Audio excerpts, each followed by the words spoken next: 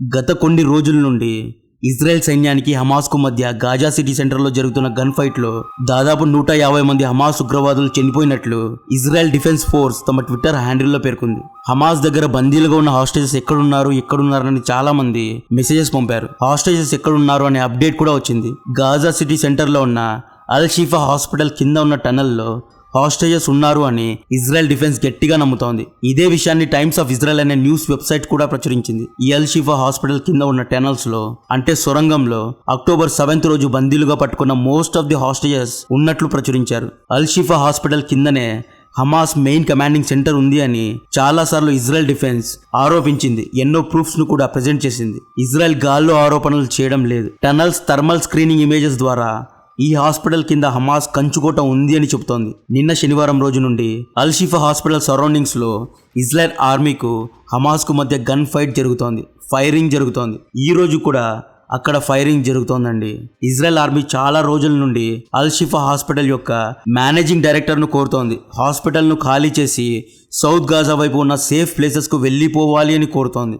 Israel దగ్గర వేరే option లేదు. హాస్టేజెస్ ను రక్షించాలి అంటే అల్ షిఫా హాస్పిటల్ ను ఖాళీ చేసి హాస్పిటల్ కింద ఉన్న సొరంగాల్లో స్పెషల్ ఆపరేషన్స్ చేస్తేనే హాస్టేజెస్ ను రక్షించగలరు. అయితే హమాస్ చాలా తెలివిగా హాస్పిటల్ కింద తమ మెయిన్ కమాండింగ్ సెంటర్ను కట్టుకుంది. హాస్పిటల్ కిందనే పెద్ద ఎత్తున అమ్యునిషన్స్ కూడా ఉన్నాయి.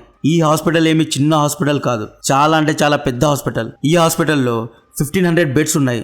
దాదాపు 4000 మెంబర్స్ స్టాఫ్ ఈ హాస్పిటల్లో పనిచేస్తారు. ఈ హాస్పిటల్ కు డైరెక్టర్ పేరు మొహమ్మద్ అబూ సెల్మియా మీడియా ముందుకు వచ్చి ఏమన్నారు అంటే అల్ షిఫా హాస్పిటల్ను అన్ని వైపుల నుండి ఇజ్రాయెల్ సైన్యం సీజ్ చేసింది అన్నారు. హాస్పిటల్ లోపలికి బయటకు వెళ్లే వారందరినీ ఇజ్రాయెల్ ఆర్మీ కాలుస్తోంది అని చెప్పారు. దీంతో నిన్న సాయంత్రం మొత్తం అల్ షిఫా హాస్పిటల్ వైలెన్స్ అనే హ్యాష్ట్యాగ్ మీద ఎక్స్ ప్లాట్ఫామ్లో అంటే అప్పటి ట్విట్టర్ ప్లాట్ఫామ్లో ఈ అల్ షిఫా హాస్పిటల్ ట్రెండ్ అయింది. ఇజ్రాయెల్ ఆర్మీ అల్ షిఫా హాస్పిటల్లో ఉన్న పేషెంట్స్ను చంపుతున్నారు, ఐసీయూలో ఉన్న పేషెంట్స్ను చంపుతున్నారు అని ఎక్స్ ప్లాట్ఫామ్లో పోస్టులు వైరల్ అయ్యాయి.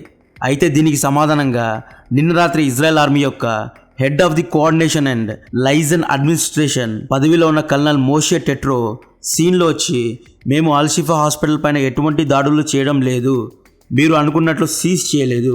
హాస్పిటల్ చుట్టుప్రక్కల హమాస్కు మాకు పరస్పర దాడులు జరగడం నిజమే.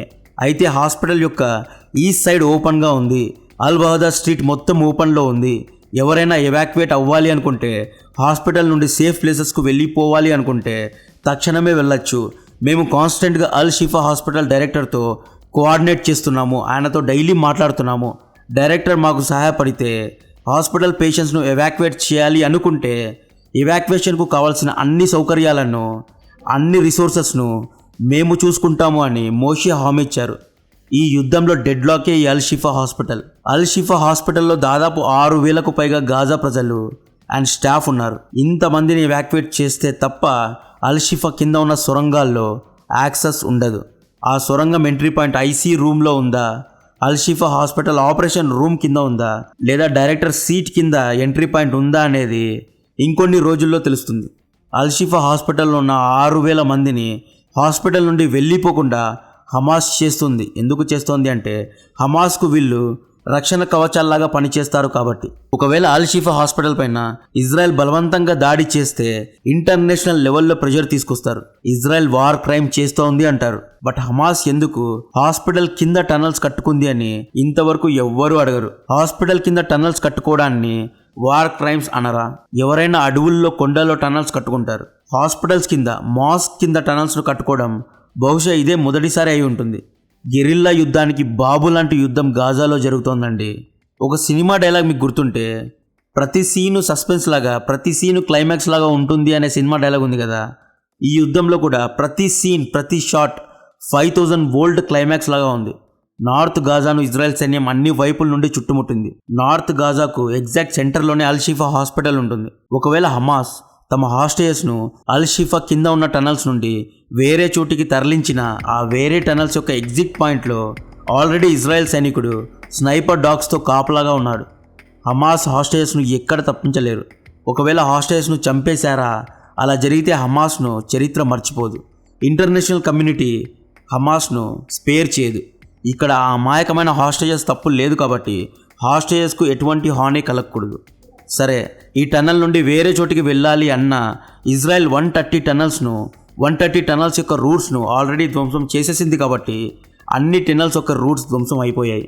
గాజా స్ట్రిప్ చాలా చిన్నది, అందులో నార్త్ గాజా అనేది ఇంకా చిన్నది. 99.9% అల్-షిఫా హాస్పిటల్ కింద ఉన్న టనల్స్లోనే, ఆ అల్-షిఫా హాస్పిటల్ సరౌండింగ్స్లోనే Hamas main leaders and hostages అయితే ఉన్నారు.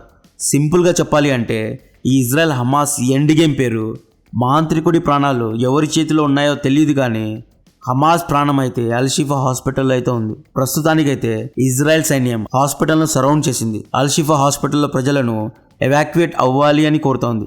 బట్ హమాస్ ఈ అల్-షిఫా హాస్పిటల్లో ఉన్న పేషెంట్స్ ఎక్కడికి వెళ్ళకూడదు అని స్టాఫ్ను బెదిరిస్తూ ఉండవచ్చు. ఎందుకంటే నిన్న సాయంత్రం Israel aircraft Ahmad Siam అనబడే హమాస్ ఉగ్రవాదిని చంపింది. ఎందుకు చంపిందో తెలుసా?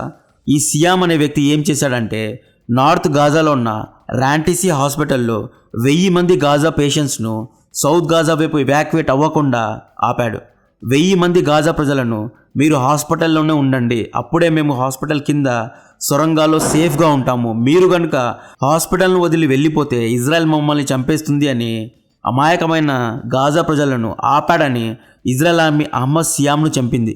ఈ విషయాన్ని స్వయానా ఇజ్రాయెల్ డిఫెన్స్ ఫోర్స్ అఫీషియల్గా ప్రకటించింది.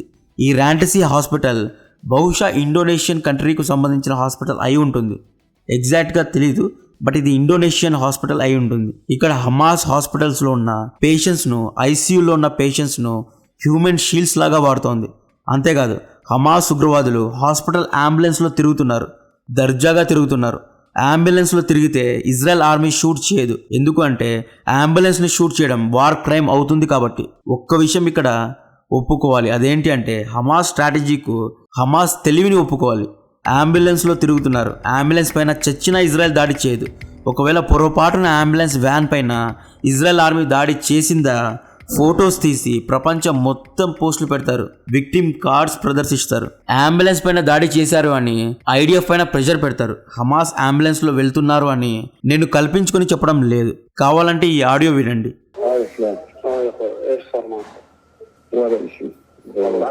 ابعت لك اسعاف. لا يا فندم شفاف ده اطلع معايا اسعاف. يا عم في اسعاف يجيك ياخدك ينزلك على الضباط. ఈ ఆడియోను ఇజ్రాయెల్ ఇంటెలిజెన్స్ ఇంటర్సెప్ట్ చేసింది. ఈ ఆడియోలో ఒక గాజా సిటిజన్ హమాస్ టెర్రరిస్ట్ను అడుగుతున్నాడు, నీకు కావాలంటే అంబులెన్స్ పంపిస్తా అని అడిగాడు. దానికి ఆ హమాస్ టెర్రరిస్ట్ లాలా నా దగ్గర ఆల్రెడీ ఒక అంబులెన్స్ ఉంది, నేను ఎక్కడికి కావాలంటే అక్కడికి వెళ్ళి రావచ్చు, నువ్వు టెన్షన్ తీసుకోవద్దు అంటున్నాడు. హమాస్ తమ కోసం, తమ ప్రాణాలు కాపాడుకోవడం కోసం 500 కిలోమీటర్ల టనల్స్ను హాస్పిటల్స్ కింద, మాస్క్ కింద, స్కూల్స్ కింద, రెసిడెన్షియల్ ప్లేసెస్ కింద కట్టుకుంది, బాగానే ఉంది. అయితే గాజా ప్రజల కోసం, సామాన్య ప్రజల కోసం ఒక్క బాంబ్ షెల్టర్ అయినా ఉందా? ఒక్క బాంబ్ షెల్టర్ అయినా కట్టారా?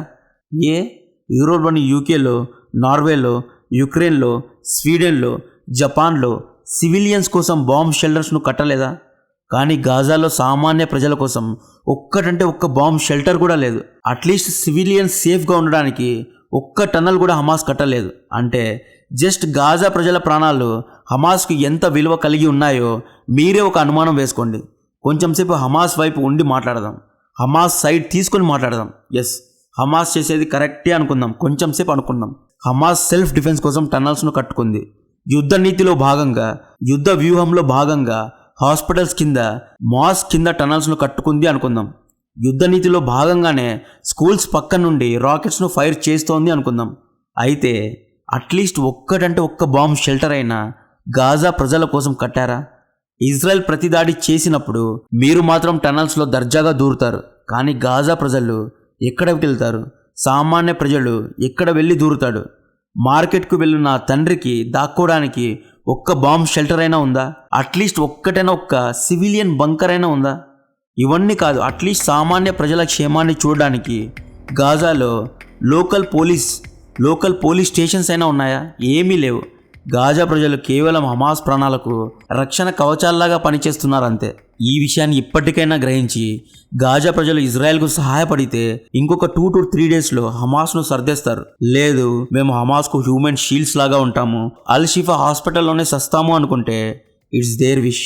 హమాస్ లీడర్స్ను కాపాడడానికి పెద్ద పెద్ద పార్టీస్ ఉన్నాయి, బట్ గాజా ప్రజలను కాపాడడానికి ప్రజల ప్రాణాలను రక్షించడానికి ఎవ్వరూ లేరు. ఈ విషయం అందరూ గ్రహించాలి. ఇది ground update. Next geo political update ఏంటి అంటే, యుద్ధం జరిగి 35 డేస్ అయిన తర్వాత finally Saudi Arabia capital city అయిన రియాద్లో Saudi Arabia leader Mohammed bin Salman ఒక ఎమర్జెన్సీ మీటింగ్ను పిలిచారు. ఈ మీటింగ్ కూడా హమాస్ కంచుకోటైన అల్ షిఫా హాస్పిటల్ వరకు ఇజ్రాయెల్ సైన్యం చేరుకున్న తర్వాత పెట్టారు. ఈ మీటింగ్లో అన్ని అరబ్ లీగ్ దేశాలు పాల్గొన్నాయి. ఈ మీటింగ్లో అరబ్ లీగ్లో ఉన్న దేశాలు మరియు ఓఐసి ఆర్గనైజేషన్ ఆఫ్ ఇస్లామిక్ కోఆపరేషన్లో ఉన్న దేశాలు అన్నీ పాల్గొన్నాయి. ఇరాన్ ప్రెసిడెంట్ ఇబ్రాహీం రైసీ కూడా ఈ మీటింగ్కి వచ్చారు. బట్ ఈ మీటింగ్ తర్వాత కూడా ఈ దేశాల్లో యూనిటీ లేదు. ఒక గ్రూప్ ఒకలాగా మాట్లాడుతోంది. ఇరాన్ ఏమంటోంది, 2 స్టేట్ సొల్యూషన్ మాకు వద్దు అంటోంది. River to sea this state belongs to Palestine అంటోంది. అంటే ఇజ్రాయెల్ను నాశనం చేయాలి అని ఇరాన్ అంటోంది. ఎంబీఎస్ ఏమంటున్నారు, సీజ్ ఫైర్ జరగాలి, యుద్ధం ఆగిపోవాలి, ఇజ్రాయెల్ హాస్పిటల్స్ పైన దాడి చేయడం, సామాన్య ప్రజలపైన దాడి చేయడం తప్పు అని ఎంబీఎస్ అంటున్నారు. కొంతమంది ఒక పేస్లో ఉంటే టర్కీ లీడర్ ఎర్దోగాన్ డిఫరెంట్ పేస్లో ఉన్నారండి. ఇజ్రాయెల్ దగ్గర ఉన్న న్యూక్లియర్ వెపన్స్ను ఎక్స్పోజ్ చేయాలి అని ఏదో డిఫరెంట్గా ఎర్దోగాన్ మాట్లాడుతున్నారు. యూఏఈ బెహ్రీన్కి ఆల్రెడీ ఇజ్రాయెల్తో మంచి రిలేషన్స్ ఉన్నాయి కాబట్టి ఈ 2 దేశాలు ఇజ్రాయెల్ను తప్పు పట్టడం లేదు. యూఏఈ బెహ్రీన్ దేశాలు ఇజ్రాయెల్కు సపోర్ట్ చేసి హమాస్ను డిచ్ చేశాయి. లెబనాన్, అల్జీరియా వంటి దేశాలు ఏమన్నాయి అంటే ఇజ్రాయెల్కు మనం పంపుతున్న ఆయిల్ సప్లైస్ను బ్యాన్ చేయాలి అని ప్రపోజ్ చేశాయి. ఇక్కడ చూడండి, ఇన్ని దేశాలు క్లియర్గా ఒక్క స్టాండ్ తీసుకోలేకపోతున్నాయి. ఏదో నామ్కి వస్తే హమాస్ను సపోర్ట్ చేస్తున్న సపోర్టర్స్ ఫీల్ అవుతారేమో అని బాధపడి ఏదో నామ్కి వస్తే ఈ మీటింగ్ చేశాము అన్నట్లు చేసినట్లు ఉంది అని నేను అనట్లేదు. ఈ మాట అంటోంది పాలస్తైన్ ఇస్లామిక్ జిహాద్కు డిప్యూటీ సెక్రటరీ జనరల్ అయిన మొహమ్మద్ అల్ హిందీ గారు ఈ మాట అంటున్నారు. ఇస్లామిక్ జిహాద్ ఉగ్రవాద సంస్థ అంతే గుర్తుందా? మొన్న ఇజ్రాయెల్ పైన రాకెట్స్ను ఫైర్ చేయబోయి గాజా హాస్పిటల్ పైన ఫైర్ చేశారు కదా, ఆ ఇస్లామిక్ జిహాద్ ఉగ్రవాద సంస్థకు చెందిన వ్యక్తి ఈ అల్ హిందీ. ఈ అరబ్ దేశాల్లో అమెరికాను తప్పుబట్టాయి. ఇజ్రాయెల్కు అమెరికా సపోర్ట్ చేసింది కాబట్టి ఇజ్రాయెల్ వార్ క్రైమ్స్ కి అమెరికా కూడా, యూకే దేశాలు కూడా బాధ్యత వహించాలి అని, బాధ్యత తీసుకోవాలి అని టర్కీ, పాలస్తైన్ దేశాలు అంటున్నాయి. బట్ బ్యాక్గ్రౌండ్ లో టర్కీ అమెరికాతో F-16 ఫైటర్ జెట్స్ బడ్జెట్ లో చీప్ లో కొంటోంది. పాలస్తైన్ పీఎం అయిన మొహమ్మద్ అబ్బాస్ మొన్న యుద్ధం జరిగిన తర్వాత బైడెన్ తో ఫోటోస్ దిగి చేతులు కలిపారు. బైడెన్ ఇచ్చిన బిలియన్స్ ఆఫ్ డాలర్స్ ఎయిడ్ ను తమ జోబులో వేసుకున్నాడు. సౌదీకు అమెరికాకు జిగ్రీ దోస్తీ ఉంది. సౌదీ అరేబియా మిలిటరీలో ఉన్న బుల్లెట్ నుండి రాకెట్ దాకా అమెరికా నుండే వచ్చాయి. ఇరాన్ దగ్గరకు వద్దాం. ఇరాన్ ప్రెసిడెంట్ గాజాకు వెళ్లకుండా సౌదీలో ఏం చేస్తున్నారు? హమాస్ పైన నిజంగా ఇరాన్కు ప్రేమ ఉండి ఉంటే ఇప్పటికైనా యుద్ధంలో దిగి ఉండేది. From river to sea we will see Palestine free అంటారు. If Israel don't stop war crimes we will enter the war అంటుంది ఇరాన్. అన్ని పెద్ద పెద్ద మాటలే, రియాలిటీ మాత్రం సున్నా. పాకిస్తాన్ ఎక్కువ నిలిగితే IMF అప్పులు ఇవ్వడం ఆపేస్తుంది. అడుక్కు తినేవాడికి ఆప్షన్స్ ఉండవు. పక్కింటోడి టీవీ చూసేవాడికి ఛానల్స్ను మార్చే హక్కు ఉండదు. కాబట్టి పాకిస్తాన్ ఒక ప్రేక్షకుడిలాగా ఒక మూలాన కూర్చొని యుద్ధం చూడాలి తప్పితే పాకిస్తాన్ అక్కడ ఏమీ పీకదు. సో వార్ గురించిన మరిన్ని విషయాలు అప్డేట్ చేస్తూనే ఉంటా. కాంటెంట్ నచ్చితే వీడియోను లైక్ చేయండి, ఛానల్ను సబ్స్క్రైబ్ చేసి అందరికీ షేర్ చేయండి. జై హింద్.